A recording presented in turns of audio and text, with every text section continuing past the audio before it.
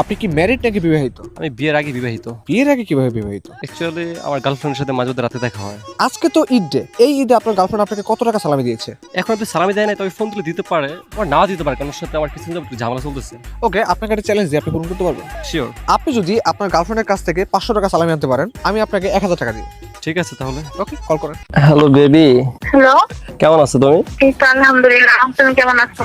এই তো ভালো। কালকে রাতে তোমাকে স্বপ্ন দেখছি, বুঝছো? তোমার সাথে লাস্ট অনেক যাবত কথাবার্তা হয় না, একটু ঝামেলা হয়েছে। অনেক স্বপ্ন দেখার পর আমি আসলে তোমাকে না দেখে পারতেছিলাম না। এখন যাই হোক, ওটা পরে আমরা দেখা করবো। সো আমি তোমাকে একটা কাজে কল দিয়েছি। হ্যাঁ বলো। পৃথিবীর সব মেয়েকে হচ্ছে ঈদ মোবারক, আর তোমাকে আই লাভ ইউ বেবি। আচ্ছা, এতদিন ঝগড়ার পরে আজকে এত পিরিত উঠতেছে কেন? বললাম না কাল রাতে তোমাকে স্বপ্ন দেখছি। ও আচ্ছা, তাই? হ্যাঁ, সালামিটা কি পাঠিয়ে দিবা নাকি আমি আসবো? আমি সালামি দিব?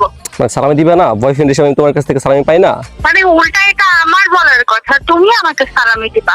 এখন অব্দি রাতে তোমার সাথে আমার যতবার দেখা হয়েছে আমি ততবারই তোমাকে সালামি দিয়েছি। এখন তুমি আমার কাছ থেকে সালামি কিভাবে চাও? তারপর আমি তোমাকে দিব, যতবার চাও ততবার দিব। সেটা রাতে দিব, এখন কেন? ওই সালামিটা আর ঈদের সালামিটা তো এক না, তাই না? তো ডিফারেন্ট। ওই সালামিটা তুমি 1000 কোটি টাকা দিয়ে খুঁজে পাবা না। আমি তোমাকে যেটা দিতে পারি, ঠিক আছে? হ্যাঁ হ্যাঁ হ্যাঁ, ওটা যে তুমি কি সালামি দিবা সেটা তো বুঝছি আমি, তাই না? আচ্ছা জান, সালামিটা দাও না প্লিজ, আর আমি বেজিত হয়ে যাবো। সালামি তোর পিছন দিয়ে দিব, কুত্তার বাচ্চা। আর বলতে না, বলবি না। আস্তাগফিরুল্লাহ।